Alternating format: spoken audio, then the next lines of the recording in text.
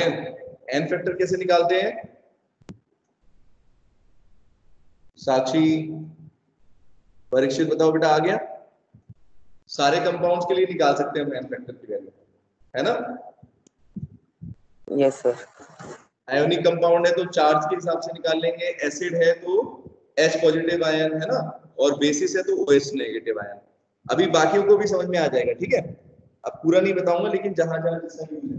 अब बेटा normality equation को कैसे लिखेंगे हम? जैसे बेटा हमने मोलैरिटी लिखी वैसे ही, तो वहां पर क्या था, m1 v1 n2 v2 था। यहां पर क्या हो जाएगा बेटा? यहां पर क्या हो जाएगी equation? n1 v1 n2 v2, ठीक है? कोई चेंज नहीं है, बस जैसे पोलैरिटी थी n1 v1 n2 v2, वैसे ही नॉर्मेलिटी लिख दिया उसकी जगह। अब आप देखो इसका क्या यूज है बेटा। ये जैसे नॉर्मेलिटी इक्वेशन या मोलैरिटी इक्वेशन का मैं आपको बता रहा हूं कि हम क्या कर रहे हैं, सॉल्यूशन की कंसंट्रेशन को डाइल्यूट कर रहे हैं, या तो उसमें वाटर के अमाउंट को या मोलैरिटी की वैल्यू को चेंज करना चाहते हैं, ठीक है? ऐसे ही अगर मान लो अगर लैब के अंदर हम एक सॉल्यूशन तैयार करते हैं, ठीक है, पहले क्या करते हैं बेटा, एक कंसंट्रेटेड करते हैं, ठीक है?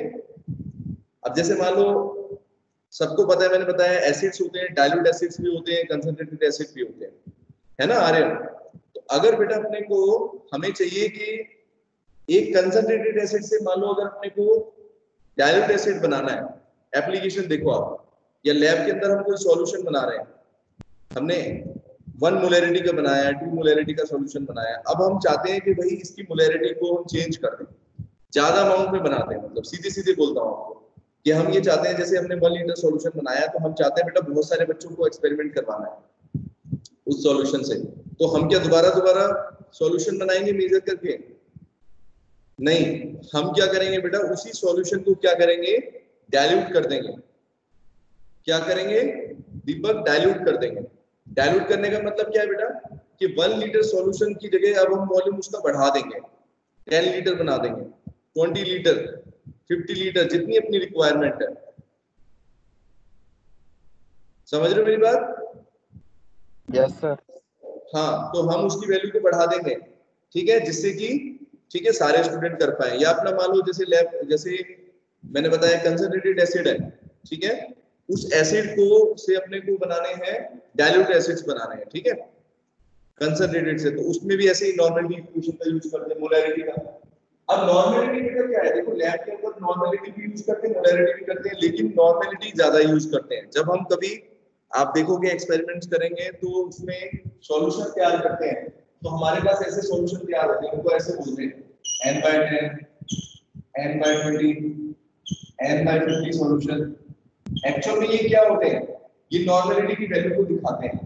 n/10 का मतलब बेटा एक्चुअल में क्या हुआ, देखना ध्यान से बच्चे, 0.1, यानी जिस सॉल्यूशन की बेटा नॉर्मेलिटी की वैल्यू क्या हो, 0.1 हो।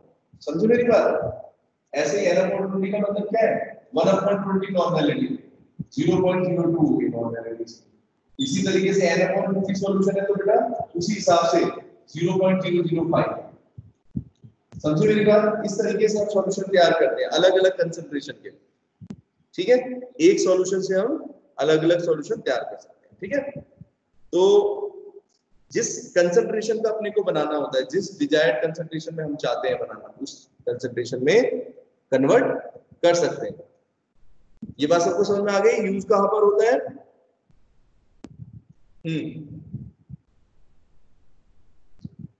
अब नॉर्मेलिटी इक्वेशन बेटा n1 v1 n2 v2, इसमें आपको क्या चीज याद रखनी है, अगर हम दो सॉल्यूशन बना रहे हैं, मतलब एक से दूसरा सॉल्यूशन तैयार कर रहे हैं, स्टार्टिंग में हमने उसका वॉल्यूम रखा है सॉल्यूशन का v1 और नॉर्मेलिटी इसकी n1, ठीक है?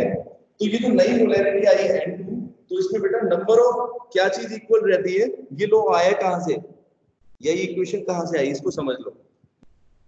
कहते हैं बेटा टोटल, कहते हैं law of conservation of mass, यानी कि टोटल नंबर ऑफ हमारे जो मास है किसी भी रिएक्शन में भी इक्वल रहता है। अभी हम सॉल्यूशन बना रहे हैं तो बेटा उसमें क्या चीज इक्वल रहेगी, ये ध्यान दो आप। तो नॉर्मेलिटी इक्वेशन बेटा ये इंडिकेट करती है that the number of gram equivalents, number of gram equivalents remain same, remain constant. चाहे आप इस सॉल्यूशन से कितनी भी n2 की वैल्यू चेंज कर दो, n2 की वैल्यू को चेंज कर दो या v2 को चेंज कर दो, लेकिन बेटा ये उसी रेशो में चेंज होगा जहां पर नंबर ऑफ ग्राम इक्विवेलेंट क्या हो, सेम रहे। मतलब कि ग्राम इक्विवेलेंट जितने पहले थे ना सॉल्यूशन के अंदर उतने ही अभी भी रहेंगे। समझे इस बात को? अभी जो बताया वो समझ में आया कुछ? Number of gram equivalents remain constant. जैसे मोलैरिटी के अंदर बेटा क्या चीज सेम रहती होगी? आप चाहे अभी जो क्वेश्चन मैंने कराया मोलैरिटी इक्वेशन के ऊपर बेस्ड, उसमें देखो मोलैरिटी बेशक बेटा चेंज कर दो आपने क्या किया 0.5 मोलैरिटी से कुछ भी चेंज करके 2 मोलर 4 मोलर 5 मोलर जो भी आपको बनाना है वो बना लिया, लेकिन उसमें क्या चीज सेम रही, क्या चीज कांस्टेंट रहेगी जो चेंज नहीं होगी? क्या होगी बेटा? नंबर ऑफ मोल्स उसके अंदर, नंबर ऑफ मोल्स होंगे वो सेम रहेंगे। अभी तो उस इक्वेशन के अकॉर्डिंग कर रहे हैं। तो मोलैरिटी इक्वेशन में याद रखना है आपको, नंबर ऑफ मोल्स होते हैं वो कांस्टेंट होते हैं, number of moles equal to constant. और जो हमारी बेटा नॉर्मैलिटी की इक्वेशन है, क्योंकि नॉर्मैलिटी किस पर बेस्ड होती है दीपक? नॉर्मैलिटी बेटा किस पर बेस्ड होती है? आर्यन, परीक्षित बताओ। हाँ पूजा।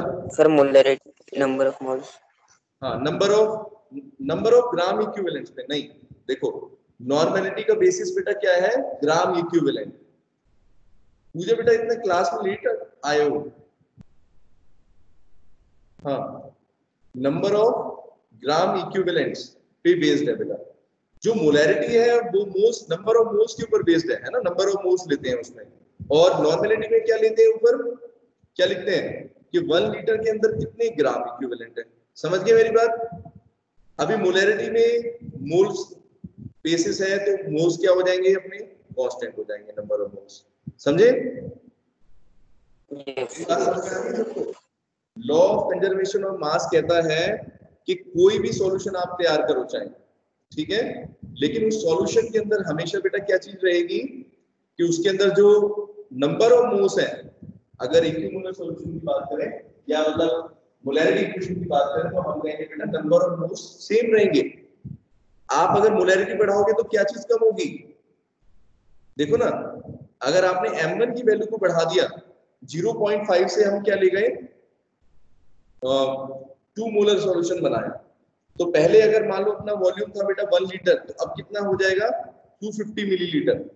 अभी अभी कैलकुलेट किया था क्वेश्चन आज क्लास में। समझ रहे हो? इसी तरीके से अगर आप वॉल्यूम बढ़ाओगे, अगर आपने एक सॉल्यूशन बनाया जिसकी कंसंट्रेशन 0.5 मोलर थी, है ना, 1 लीटर सॉल्यूशन था, अब आप क्या कर रहे हो? वॉल्यूम को बढ़ा रहे हो। आप क्या चाह रहे हो कि 1 लीटर से 2 लीटर सॉल्यूशन बनाए। तो अगर 1 लीटर से 2 लीटर सॉल्यूशन बनाएंगे तो उसमें बेटा हमारी जो मोलैरिटी की वैल्यू है वो क्या हो गई? उसी हिसाब से चेंज हो गई, कम हो गई। V1 से V2 अगर आपने इंक्रीज कर दिया तो क्या चीज डिक्रीज हुई थी? मोलैरिटी की वैल्यू डिक्रीज हो जाएगी, 0.25 हो जाएगी, या कुछ भी वैल्यू उसी रेशो से होगी। तो ये मोलैरिटी इक्वेशन कहां से आई है, सबको ये समझ में आया? मेरा पर्पस सिर्फ ये है समझाना आपको कि बेटा ये इक्वेशन कहां से आ रही है, ऐसा नहीं कि बस आपको याद कर लेनी है। इसका बेसिस है। आ गया? अच्छा ठीक है। अब बेटा एक तो ये मुझे बेटा क्लास में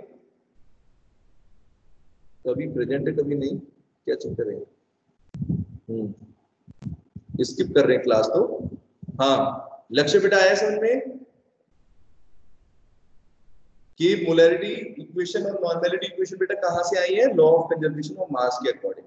ठीक है, तो कैसा क्वेश्चन पूछ सकते हैं एमसीक्यू में? मैं पहले बता रहा हूं, फिर दोबारा इंपोर्टेंट है कि अगर नॉर्मैलिटी इक्वेशन, अगर मोलैरिटी इक्वेशन की बात करेंगे तो बेटा हमारा क्या चीज सेम रहने वाली है सॉल्यूशन के अंदर? Number of moles.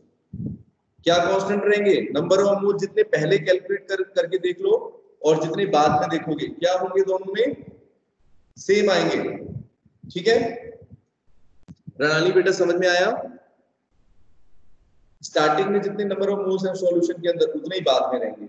क्या चीज चेंज हो रही है? अगर मोलैरिटी चेंज हो रही है तो वॉल्यूम भी उसी हिसाब से चेंज होगा। ठीक है, सबको आगे अच्छे से समझ में? Yes sir. अब दूसरी चीज समझो, अगर मोलैरिटी इक्वेशन में हम बात कर रहे हैं नंबर ऑफ मोल्स कांस्टेंट है, तो नॉर्मेलिटी इक्वेशन में बेटा किस चीज की बात कर रहे हैं, क्या चीज इक्वल होने वाली है? क्योंकि यहाँ पर ग्राम इक्विवेलेंट कहते हैं हमेशा, तो यहाँ पर बेटा क्या चीज कांस्टेंट रहेगी? Gram equivalent. ये ग्राम इक्विवेलेंट क्या थे? कुछ नहीं है, number of moles multiply by n factor. Number of moles को n फैक्टर से मल्टीप्लाई करते हैं तो क्या आ जाता है ना, ग्राम इक्विवेलेंट्स आ जाते हैं। तो यहाँ पर बेटा क्या चीज सेम होने वाले हैं? अगर नॉर्मेलिटी इक्वेशन की बात करें कि ग्राम इक्विवेलेंट्स की संख्या, जितने ग्राम इक्विवेलेंट पहले होंगे सॉल्यूशन में अगर हम कैलकुलेट करें, उतने ही सॉल्यूशन में बाद में होंगे। ठीक है, हम चेक भी कर सकते हैं, ठीक है, कैलकुलेट कर सकते हैं कि सेम है या नहीं। इतना आया समझ में? चलो, तो अब इसके ऊपर बेस्ड आपको क्वेश्चन कराता हूं, नॉर्मेलिटी और मोलैरिटी के ऊपर बेस्ड इस इक्वेशन का यूज करके। ठीक है, तब आपको अच्छे से और समझ में आएगा कैसे हम निकालते हैं एक तरह के सॉल्यूशन से दूसरे वाला। ये एक सॉल्यूशन लेंगे हम,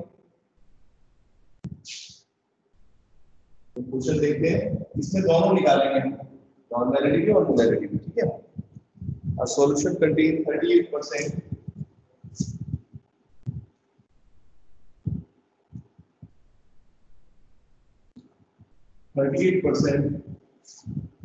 HCl। ठीक है, मास बाय मास आपको दे रखा है, W बाय W बेटा दे रखा है। क्वेश्चन में कुछ बोलेगा नहीं, डायरेक्टली बस बोल देगा 38%। तो 38% से आपको समझ जाना चाहिए कि बेटा ये क्या दे रखा है, मास बाय मास परसेंटेज दे रखा है आपको कि HCl, वाटर के अंदर HCl हमने डाला है। Solution contains 38% HCl in water. ठीक है, और क्वेश्चन के अंदर आपको वॉल्यूम दे रखा है। Calculate the molarity. ठीक है, मोलैरिटी हमें निकालनी है सॉल्यूशन की। इसमें आपको वॉल्यूम ना देखिए, डेंसिटी दी हुई है। If the density of the solution is given, density of solution is equal to 1.19 ग्राम पर सेंटीमीटर क्यूब। 1.19 ग्राम पर सेंटीमीटर। ठीक है, ये डेंसिटी है। ये मोलैरिटी निकालनी पहले, फिर आप निकालोगे इसमें नॉर्मेलिटी। ठीक है, सेकंड पार्ट में लिख देता हूं, वॉल्यूम ऑफ HCl। ठीक है, required to make 1 liter solution, required to make 1 liter solution। ठीक है, 1 liter solution बनाने के लिए कितना वॉल्यूम चाहिए होगा, पहले जितना है वो भी हम कैलकुलेट करेंगे। ठीक है, उसके बाद हमें क्या निकालना है बेटा, 1 लीटर अगर सॉल्यूशन बनाया है वॉल्यूम का, तो HCl का कितना वॉल्यूम उसमें होगा 1 लीटर सॉल्यूशन बनाने के लिए, ऑफ 0.1 मोलर HCl। अगर सॉल्यूशन की मोलैरिटी आपको 0.1। चलो स्टेप बाय स्टेप करते हैं। पहले क्वेश्चन हमने लिख लिया, अब इसमें से समझते हैं क्या क्या चीजें दे रखी हैं। सबसे पहले बेटा देखो, 38% HCl का मतलब क्या है? 38% HCl इन वाटर, इसका क्या मतलब है कि अगर बेटा 100 ग्राम सॉल्यूशन है ना, HCl और वाटर का एक सॉल्यूशन है, अगर मान लो वो 100 ग्राम सॉल्यूशन है, उसका सॉरी मास है टोटल, तो उस 100 ग्राम में से नेट का मास होगा, ये अपना हो गया सॉल्यूशन का मास 100 ग्राम। उसमें से HCl का मास कितना होगा? HCl का मास कितना हो जाएगा? अगर 100 ग्राम में 38% का मतलब क्या हुआ? परसेंटेज को अगर नॉर्मल में चेंज करोगे 100 ग्राम के अकॉर्डिंग तो कितना होगा? 38 होगा नहीं होगा? बताओ, HCl का मास बेटा कितना हो गया? 38 ग्राम हो गया। ठीक है, हाँ बताओ दीपक। ठीक है, इसके बाद बेटा देखो मोलर मास देखते हैं। ये अपना क्या हुआ, गिवन मास हुआ HCl का, है ना, गिवन मास क्वेश्चन में गिवन। मोलर मास HCl का कितना हो जाएगा? HCl का मोलर मास हाइड्रोजन 1 क्लोरीन 35.5 होता है, कितना हो जाएगा? प्लस करोगे दोनों का 36.5। हाँ 36.5 होता है। 36.5, ठीक है। और इसकी यूनिट बताई थी आपको सबको, ग्राम पर मोल होती है, ध्यान रखना है ग्राम पर मोल, ठीक है। ये बेटा गिवन मास आ गया, देखो क्वेश्चन में ध्यान दो, गिवन मास हो गए और मोलर मास आ गया। क्या निकाल सकते हैं यहाँ पर? हाँ आयुष बोलो बेटा, जो भी चीज पूछनी है पूछ लिया करो। आयुष पूछना है कुछ? अच्छा, तो नंबर ऑफ मोल्स बेटा कैसे निकालेंगे? फिर हमारे पास फॉर्मूला है given mass of, sorry, given mass upon molar mass. तो n की वैल्यू निकालो, number of moles of HCl, HCl के मोल्स निकालो। गिवन मास है अपना 38 अपॉन में, हाँ मोलर मास 36.5 36.5 इक्वल टू बेटा कितना आ जाएगा? देखो पॉइंट पे सॉल्व करेंगे, इसकी वैल्यू आएगी अपनी 1 चाहे तो इसको बाद में भी हम कर सकते हैं, अभी करेंगे तो 1.04 आ रहा है, 1.0, ठीक है। ये तो आ गया नंबर ऑफ मोल्स। मोलैरिटी के लिए आपको दूसरी क्या चीज चाहिए बताओ? ऊपर तो आपको चाहिए नंबर ऑफ मोल्स, जो कि हमने निकाल लिया सॉल्वेंट के HCl के। अब नीचे बेटा अपने को चाहिए, अब वॉल्यूम को क्वेश्चन में दे नहीं रखा, क्वेश्चन में वॉल्यूम है क्या? नो साक्षी, हाँ बताओ पर क्या दे रखा है वॉल्यूम की जगह? डेंसिटी दे रखा है, ये देखो जानबूझ के दिया है डेंसिटी, डेंसिटी दे रखा है। तो हमें पता होना चाहिए बेटा डेंसिटी का फॉर्मूला होता है मास अपॉन वॉल्यूम, है ना। हमें चाहिए वॉल्यूम, और कैसे निकाल सकते हैं? Volume is equal to mass upon density, ठीक है। तो यानी कि क्या लिखेंगे बेटा? वॉल्यूम ऑफ सॉल्यूशन कितना दिख रहा है नीचे? वॉल्यूम ऑफ सॉल्यूशन अपना हो जाएगा मास अपॉन डेंसिटी। तो मास ऑफ सॉल्यूशन कितना था? कितना माना था हमने? 100 ग्राम। 100 ग्राम, हाँ 100 मल्टीप्लाई करके कितना हो गया? सॉरी डिवाइड अपॉन में डेंसिटी है बेटा 1.19, 1.19। इसकी यूनिट पर भी ध्यान दो, ग्राम पर सेंटीमीटर क्यूब का मतलब है ग्राम पर मिलीलीटर। क्या बेटा? ग्राम पर मिलीलीटर। तो अपना जो वॉल्यूम आएगा वो किसमें आएगा? 100 अपॉन 1.19, ठीक है, ये है।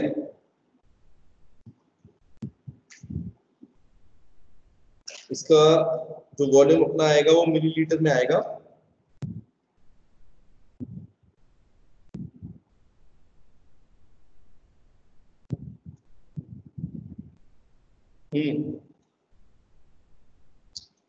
लेकिन बेटा एक चीज आपको देखनी है, देखो इस क्वेश्चन के अंदर, अच्छा सॉल्यूशन, एक चीज और इसमें क्वेश्चन में लिखना भूल गया शायद मैं, इसमें बेटा दे रखा है कि 100 ml सॉल्यूशन बनाना है, ठीक है, 100 ml सॉल्यूशन। एक्चुअल में जो वॉल्यूम है, ठीक है, वो 100 मिलीलीटर के लिए दिया है। तो 100 के लिए कैसे लेंगे?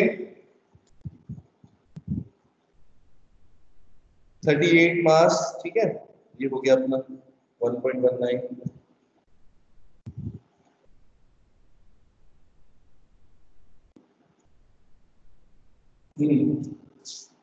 यहाँ पे बेटा जो अपना वॉल्यूम ले रहे हैं सॉल्यूशन का, ठीक है, वो हो गया 100 अपॉन दिस, ठीक है।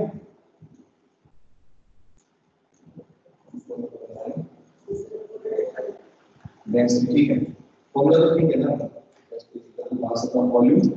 अगर वॉल्यूम को इधर लेके जाएंगे तो मास अपॉन डेंसिटी, ठीक है। तो 100 अपॉन 199 कर दो, ये बेटा इसका सॉल्व करो तो ये आएगा आपका मिलीलीटर में 119। इसको सॉल्व करेंगे तो अपनी वैल्यू आएगी बेटा 84.03 मिलीलीटर,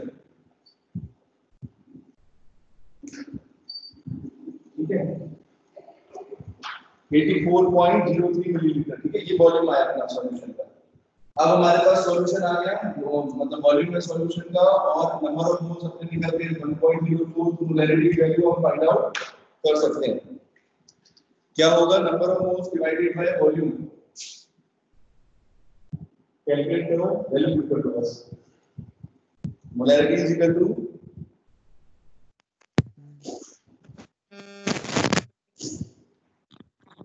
जीरो 1.04 अपॉन में बेटा एक वॉल्यूम है 54.03 और मल्टीप्लाई में क्या हो जाएगा, क्योंकि मिलीलीटर में है, क्योंकि बेटा ये वॉल्यूम अपना मिलीलीटर में है तो इसको किससे करेंगे, 1000 से।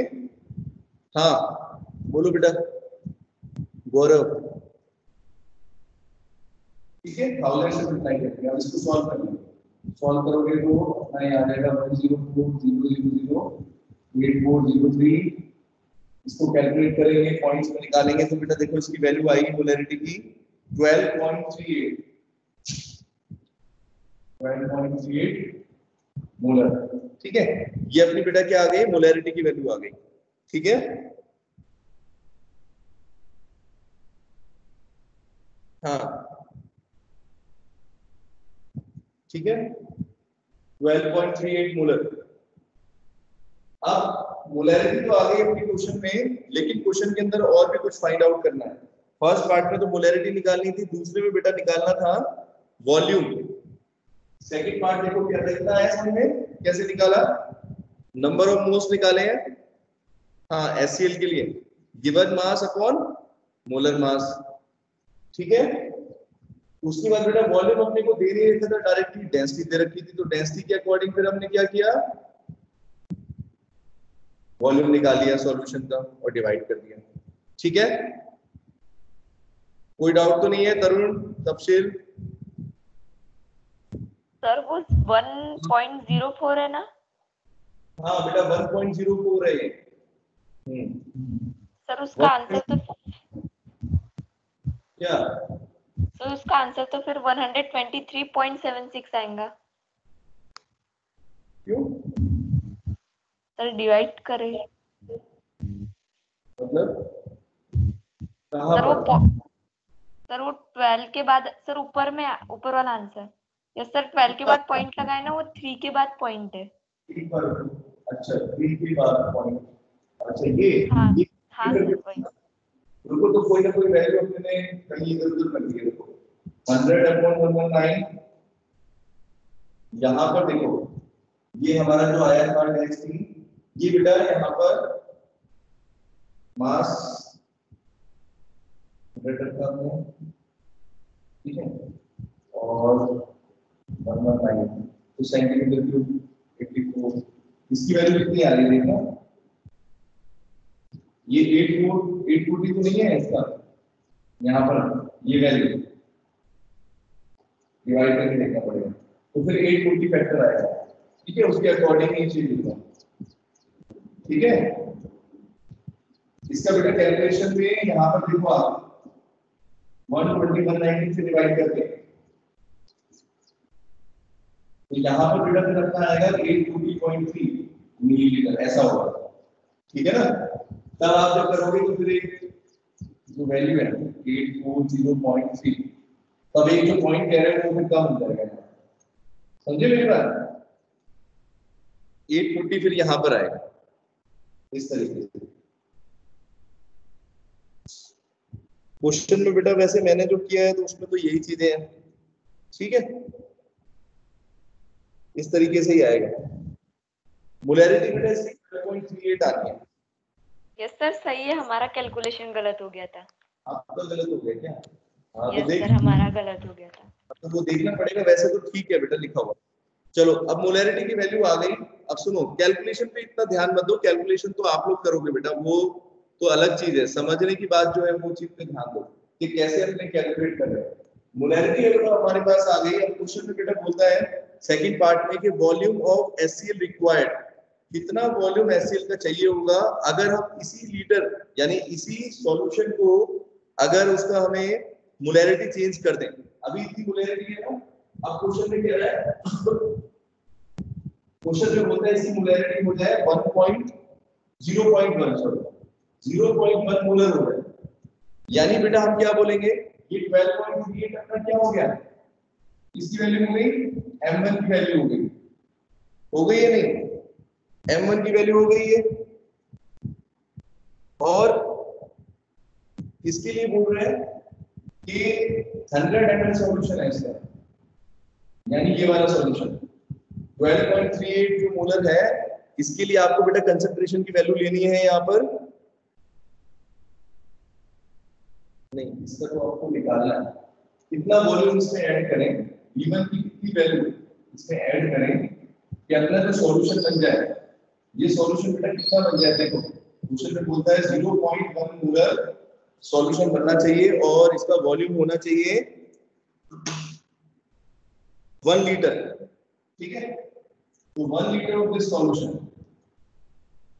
अब देखो समझ में आया, क्वेश्चन में इतनी मोलैरिटी आपने निकाली, लेकिन क्वेश्चन में बोलता है इस सॉल्यूशन को हमें कितना इसका वॉल्यूम रखें, कितनी मोलैरिटी का कितना वॉल्यूम लें, जिससे कि हमारा जो दूसरा सॉल्यूशन बन रहा है इसी से वो बन रहा है 0.1 मोलर का 1 लीटर सॉल्यूशन, ठीक है।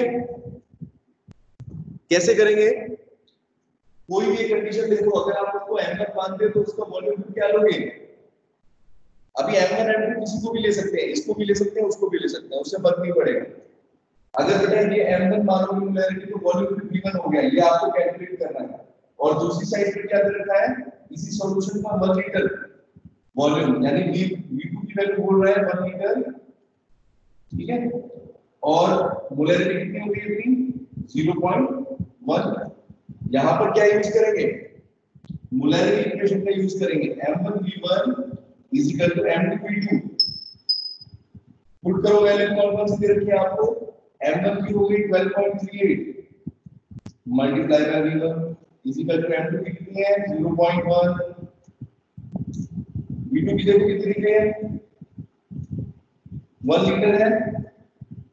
अच्छा आपने इधर 1 लीटर पुट किया तो बेटा ये वाला वॉल्यूम दूसरा वाला कैसे आएगा, कौन सी यूनिट में आएगा, बताया था ना, इसकी यूनिट भी क्या होनी चाहिए, परीक्षित कितनी यूनिट होगी इसकी,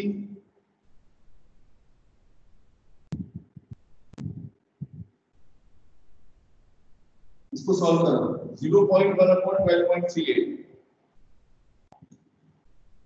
इसको बेटा कैलकुलेट करेंगे तो अपना क्या आ जाएगा, v1 की वैल्यू आ जाएगी, सॉल्व करना चाहो सॉल्व कर लो, 0 से 0 ही कटेगी, 10/1238, बहुत छोटी क्वांटिटी आएगी। और ये बताया किसमें आ रहा है आंसर, इसमें आएगा, पीछे दिख नहीं रहा है, दिख नहीं रहा क्या, ऊपर लिख दो,